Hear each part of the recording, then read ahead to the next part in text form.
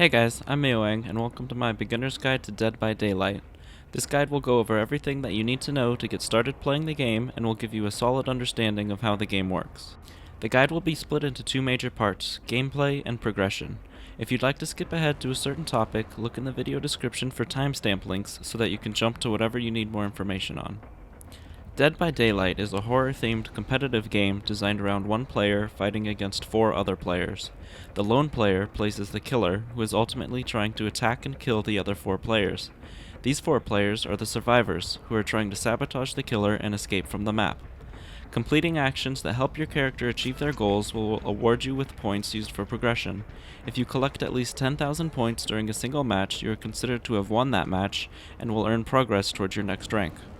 Survivors play from a third-person perspective, giving them a good awareness of what is going on around them.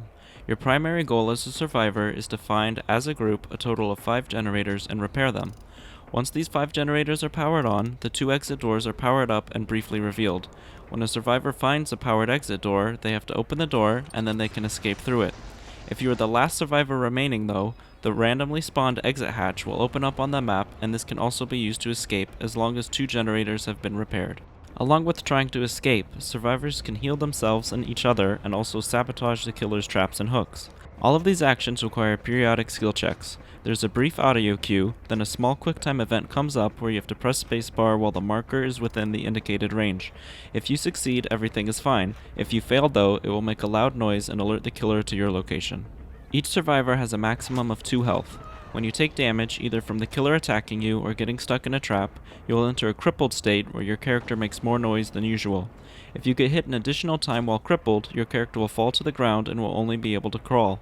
When you are damaged to the point of crawling, your character will eventually bleed out and die if you are not healed. If you are damaged in either of these ways, another survivor can heal you. If you are just crippled though, you can heal yourself if you have a first aid kit or a self-care perk. When the killer is nearby, you will be able to hear the sound of a heartbeat. The faster the heartbeat is, the closer the killer is. If the killer finds you while you're crawling around from damage, he can pick you up and attempt to place you on a hook.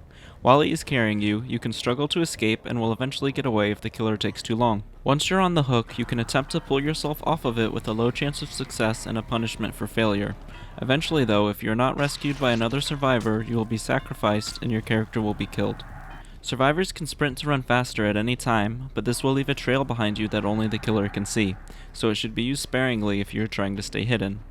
When trying to escape the killer, survivors can leap over small objects much more quickly than the killer can, and survivors can also set up obstacles by knocking over certain objects that the killer will either have to walk around or destroy.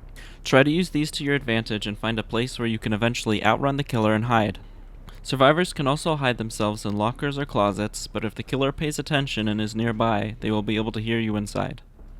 The killer plays differently from the survivors in a few ways. First of all, the killer plays from a first-person perspective, seriously limiting how much he can see at a time. Additionally, the killer has a faster movement speed than the survivors, even when they are sprinting.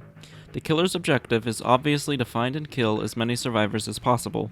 Ideally, the killer will damage each survivor to the point of them crawling on the ground and take them to a hook to be sacrificed. The killer can see the location of all unrepaired generators at any time and can also see the location of all hooks while they are carrying a survivor around. Once the exit doors have been powered on, the killer can also see where they are. If a survivor makes any loud noise, such as failing a skill check, powering on a generator, or leaping over an obstacle, the killer will be notified of their location. When a survivor sprints at any time, they leave behind a trail of scratches that linger for a short while. The killer can follow this trail to try and find survivors who are sprinting away from them, or who are just sprinting around in general. Each killer has 2 abilities. The first is a generic attack with whatever weapon they carry around. The killer simply has to be close enough to a survivor to land a hit, and it will usually deal 1 damage to the survivor if it makes contact. After using this attack, the killer will have a brief period where they cannot move as quickly or attack again. If the killer holds down the attack button, they will perform a short lunge that ends in the attack, but this has a longer cooldown period afterwards. Additionally, each killer has a secondary ability that makes them unique. Currently, the 3 killers in the game all play very differently because of these abilities. The Trapper can find and place bear traps around the map. If a survivor steps in one, they will take 1 damage and be briefly immobilized. The Wraith has the ability to make himself mostly transparent. When he uses this ability to either cloak or uncloak, a loud bell will sound that most survivors around the map will be able to hear. While cloaked, the Wraith cannot attack at all, but he moves at a much higher speed, and does not trigger a heartbeat sound with survivors. Lastly, the Hillbilly has a chainsaw that can instantly damage a survivor to a crawling state. The chainsaw has a small startup time, and once active, the Hillbilly will move at a much faster speed but with less control.